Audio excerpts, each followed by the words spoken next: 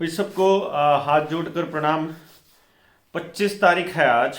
और मैंने तारीख इसलिए जानबूझकर बोली है कि अब सरकार के कुछ नुमाइंदे अ, बकवास करने लगे थे कि स्कूल खोलने पे अभी विचार नहीं है।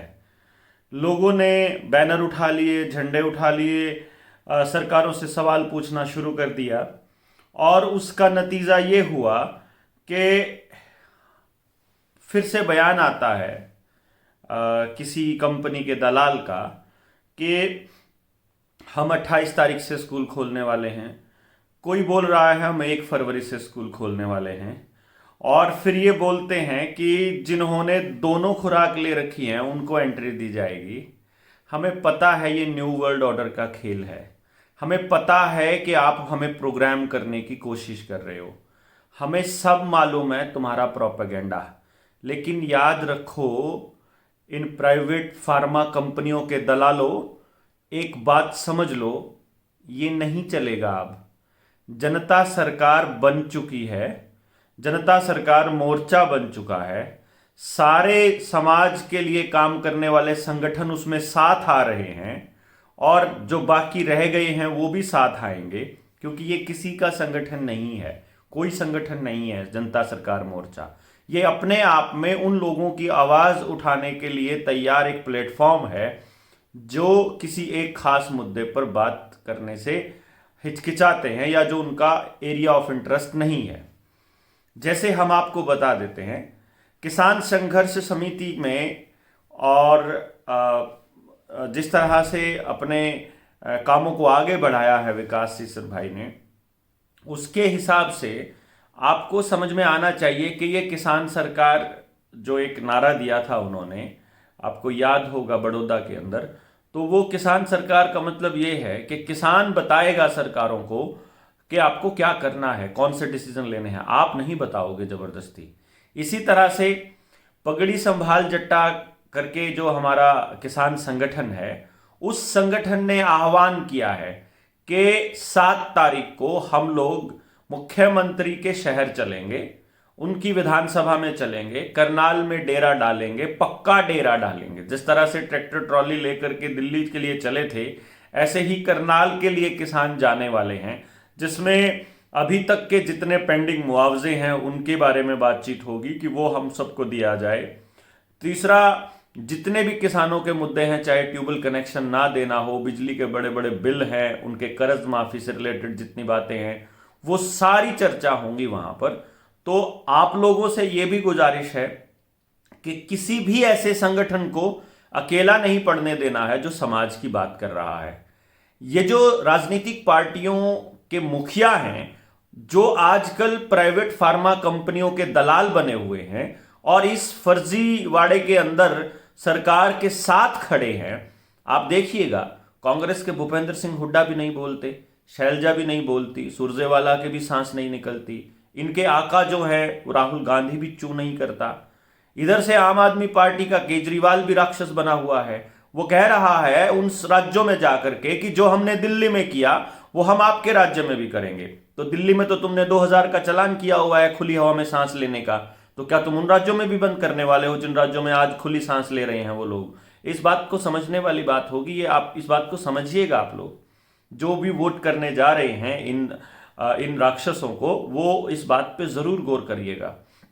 मैं जो हरियाणा की बात कर रहा था, ना ही कोई सत्य वाला बोल रहा है, ना ही कोई किसान हितैषी चौटालाज के दोनों पुत्र बोल रहे हैं, ना उनका पौत्र बोल रहा है, ना खट्टर तो खैर इस बर्बादी में शामिल है ही।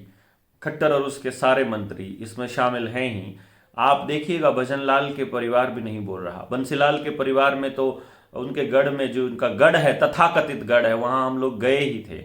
और कोई और अगर अपने आप को मसीहा मानता हो, जैसे महेंद्रगढ़ रेवाड़ी दक्षिण हरियाणा से जो हमारा यादव फैमिलीज आती हैं, जितनी भी, वो अपने आप को बड़े राजनीतिक धुरंधर मानते हैं, वो भी नहीं बोलते। सीएम बनने की इच्छा रखने वाले अपने बीरेंद्र सिंह डोमर खां की भी जीप पे ताला लगा हुआ है। कोई नेता है जो आपके लिए बोल रहा है? कोई भी है जो आपके बच्चों के स्कूल कॉलेज खुलवाने की बात कर रहा है? जब एक आम आदमी को पता है कि 2 साल से आपके साथ फर्जीवाड़ा हो रहा है, एक आम आदमी को पता है जबरदस्ती हो रही है। जैसे मैं आज की बात बताता हूं, मुझे एक आंगनबाड़ी वाली वर्कर मिली। आज हम लोग आंगनबाड़ी वर्कर्स को सपोर्ट करने के लिए तो शाम में थे। तो जब हमने उनसे बात की तो उन्होंने कहा हमारे ऊपर, हमें फ्रंट लाइन वर्कर कह के हमारे ऊपर तीसरी खुराक लेने की जबरदस्ती की जा रही है। हम सब ने सिरे से मना कर दिया है, लेकिन सुपरवाइजर के ऊपर प्रेशर है कि नहीं, आपको तो लगवाने ही पड़ेंगे और लगाने ही पड़ेंगे। तो उन्होंने पिछले वाले जो सर्टिफिकेट थे वहीं से आधार कार्ड उठा करके जबरदस्ती खाते में चढ़ा दिए। आप समझ सकते हैं कि कितना बड़ा प्रेशर, कितना बड़ा खेल चल रहा है। यानी कि खुद प्रधानमंत्री जब किसी फार्मा कंपनी का दलाल बन के काम करने लगे तो देश का बर्बाद होना तय है। यूपी में बड़े खुश हो रहे थे, योगी जी आएंगे, योगी जी आएंगे, लेकिन योगी जी तो सभी को जबरदस्ती ठोक रहे हैं। और उस जबरदस्ती ठोकने वाली प्रक्रिया को अगर थोड़ा सा गौर से देखोगे तो भैया जी आपको बहुत बड़ा झोल समझ में आएगा। तो बहुत जल्दी ही हम लोग इस दिशा में काम करने जा रहे हैं कि हम ट्रेनिंग के लिए बुलाएंगे पूरे हरियाणा, पूरे भारत से जो जो लोग आ सकते हैं। पहला जो लॉट होगा हमारा उन लोगों का होगा जो अपने खर्च पर अपने रहने का खर्च भी खुद वहन कर सके। जो भी होगा, देखिए व्यवस्था जो होगी वो हम लोग कर देंगे, लेकिन इसमें हम सबको कंट्रीब्यूट करना पड़ेगा। हमारे पास कोई फंड नहीं है, हम किसी से कोई पैसा हमने अभी तक नहीं लिया है और ना ही हमारा इरादा है आने वाले वक्त में। बट हमें नहीं पता किस तरह से हम लोग आगे मूव करेंगे। बट फिलहाल ट्रेनिंग एक अगला पार्ट आता है, तो बहुत जल्दी हम लोग जो आपको डॉक्यूमेंट्री प्रूफ भी देंगे, जो हम आपको पेन ड्राइव भी देंगे, और बहुत जल्दी हम इस पूरे के पूरे खेल को आपको समझाएंगे। आपके लोकतांत्रिक अधिकार क्या हैं, आपको किस तरह से आवाज़ें उठानी है, आपको किस तरह से अफसरों से बात करनी है, कोई गांव में आता है तो क्या कहना है। और स्कूल खुलेंगे, लेकिन यकीन मानिए गांव वाले लठ लेके तैयार बैठे हैं। जिस किसी अधिकारी ने सर्टिफिकेट मांगा उसको अच्छे वाला सर्टिफिकेट मिलने वाला है। इसलिए कोई मास्टर, कोई स्कूल का प्रिंसिपल, कोई डीओ, कोई डीसी बकवास करने की जरूरत मत करना, क्योंकि जनता अपनी सरकार चलाना जानती है, सरकार को आदेश देना भी जानती है और अपने तरीके से काम करना लोगों को आने लगा है। अब लोग बोलेंगे, लोग अब आदेश देंगे और सरकारों को वो मानना होगा। और जिस तरह से किसान आंदोलन, जिस तरह से एक साथ मिलकर के पूरी जनता ने लड़ा था, अब की बार इस आंदोलन में युवाओं की भागीदारी काबिले तारीफ है, काबिले तारीफ। आप देखिए अम्बाला का, हिसार का, नरवाना का, आज तो शाम का, जहां जहां भी छात्र इकट्ठे हो रहे हैं, कितने डिसिप्लिन तरीके से वो आंदोलन कर रहे हैं। किसी को कोई हो हल्ला नहीं है, किसी दुकानदार को परेशान नहीं किया, किसी राहगीर को परेशान नहीं किया। और ये सबसे शानदार बात है कि सेल्फ डिसिप्लिन, आत्म अनुशासित ऐसा आंदोलन। और अभी आने वाले वक्त में आप इसके अंदर और बहुत सारी नई चीजें देखेंगे। और तैयार रहिए, अपने अपने गांव में स्कूल खोलेंगे तो किसी को सर्टिफिकेट नहीं मांगने देना है, याद रखिएगा।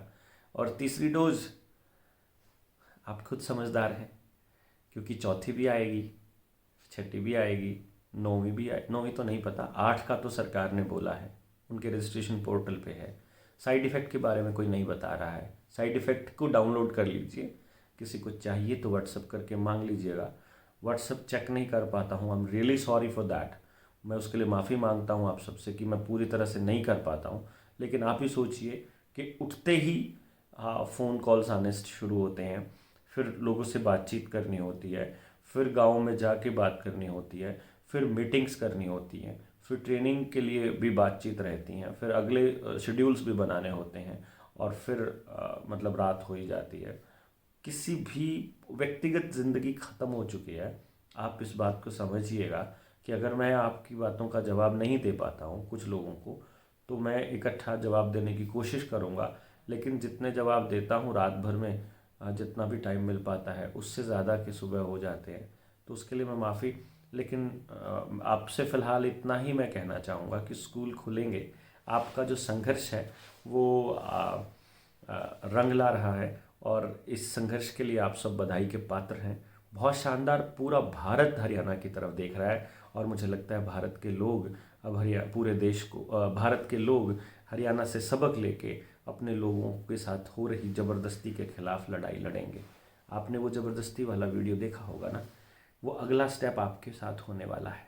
मैं आपको वो दिखा देता हूँ, जिस तरह से पुलिस के गुंडे आकर के वो बुज़ुर्ग कह रहा है कि मैं बीमार हूँ, लेकिन उसके बाद भी वो लोग, वो हत्यारे, वो नहीं मानते हैं। और जैसे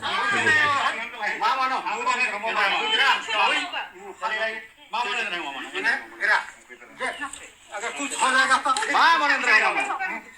सबके लिए होगा, फिर कुछ नहीं हो, पकड़ा नहीं यार, जबरदस्ती मत करो, जबरदस्ती नहीं हो रहा, रेडी है, चलिए आइए, हिलो मत, नहीं तो फिर लग जाएगा, ऐसा मत करो, अरे यार तू सुन लो ना, इतना लग जाएगा, उधर मत, उधर नहीं, ठीक है, ठीक है, चलो उधर मत,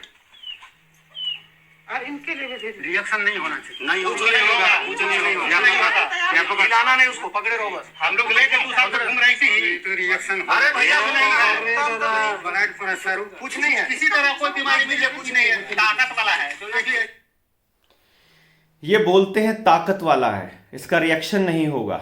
समझ रहे हैं? इसको कहते हैं गैंग रेप। यही होता है गैंग रेप। कल को हमारी माँ बहन के साथ ऐसे होने वाला है, आपके बच्चों के साथ ऐसे होने वाला है। पूरे भारत को बचाना है इन दरिंदों से। ये कहाँ की बात है? झारखंड के गुमला में। इस बुज़ुर्ग के साथ अगर आप खड़े नहीं होंगे तो आपके साथ भी कोई खड़ा नहीं होगा। मैं यही बार बार आप लोगों से गुजारिश करूँगा कि एक तो 7 तारीख को आइए, हम खट्टर पच्चर को बताएंगे कि तुम क्या कर रहे हो, और दूसरा करनाल आइएगा 7 तारीख को जितना हो सके, और बहुत जल्दी हम लोग 7 फरवरी मतलब, और बहुत जल्दी ट्रेनिंग का शेड्यूल भी देंगे। ये जुल्म और नहीं सहन किया जाएगा। मुझे नहीं लगता कि कोई भी आदमी अपने बच्चों के साथ ऐसे होते हुए देखेगा, और ये बात मैं बहुत पहले बोल चुका हूँ, आपके घर में घुसकर ठोकेंगे ये लोग। जम्मू कश्मीर में ट्राई कर चुके हैं, आसाम में कर चुके हैं, और अब झारखंड में।